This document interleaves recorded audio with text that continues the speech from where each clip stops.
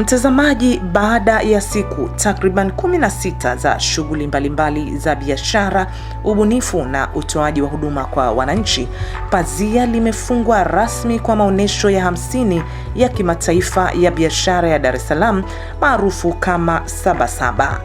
Maonyesho haya yamekuwa jukwaa muhimu la kuonesha mafanikio ya sekta mbalimbali za uchumi, kuhamasisha biashara na uwekezaji, pamoja na kuimarisha ushirikiano kati ya serikali, sekta binafsi na wananchi. Mafanikio ya biashara na viwanda hayatokani na ubora wa bidhaa na huduma pekee, bali pia na uwepo wa mifumo inayozingatia uwajibikaji, isiyo na urasimu na inayoweka mazingira rafiki kwa wafanyabiashara, wawekezaji na wananchi kwa ujumla. Maonyesho haya yameonyesha wazi kuwa maendeleo ya taifa letu yanategemea utekelezaji wa vipaumbele vyetu vya kitaifa kwa vitendo, nidhamu na uwajibikaji.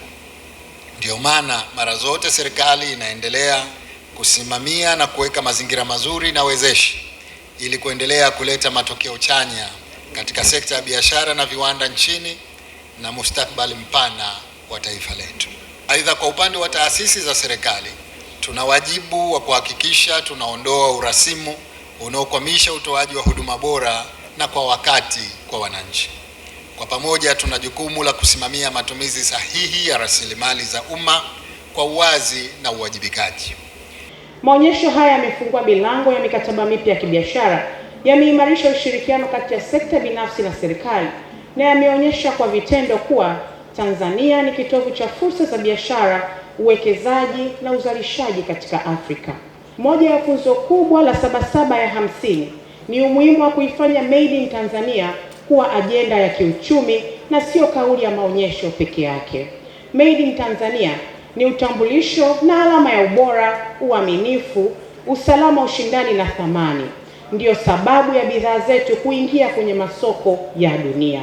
Mtazamaji, kwa mara nyingine, maonyesho haya yameendelea kuthibitisha kuwa sio tu jukwaa la biashara na uwekezaji, bali pia ni fursa muhimu ya taasisi za umma kuwafikia wananchi kwa karibu, kutoa elimu na kusikiliza maoni yao kuhusu huduma wanazozitoa. Taasisi ya kuzuia na kupambana na rushwa imeshiriki maonyesho haya ya 50 ya biashara. Katika maonyesho haya tumeweza kupokea wageni mbalimbali, tumepokea wananchi mbalimbali wa umri wa aina mbalimbali, na pia wameweza kuuliza maswali na wameweza kujibiwa, na kwa kweli wamefurahia huduma zetu.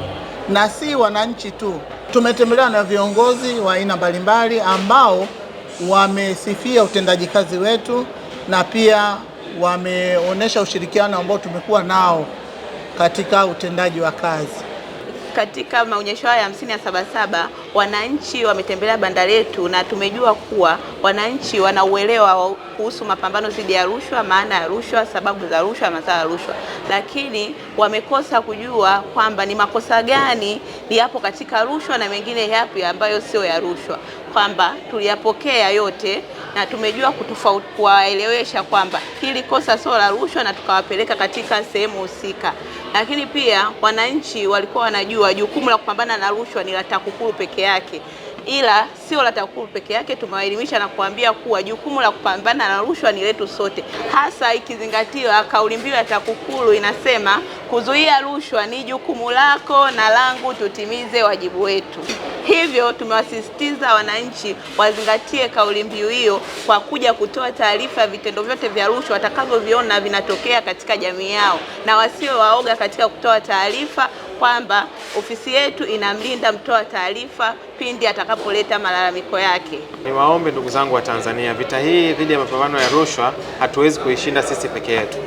Kama kauli mbiu yetu inavyosema kwamba kuzuia rushwa ni jukumu lako na langu, sote tutimize wajibu wetu, basi sote tutimize wajibu wetu, kwa maana ya kwamba ninyi ndugu zetu wananchi muweze kutimiza wajibu wenu, ikiwemo kutoa taarifa katika ofisi za TAKUKURU. Taarifa hizo unaweza kuzitoa kwa njia mbalimbali. Mojawapo ni kutembelea ofisi za TAKUKURU.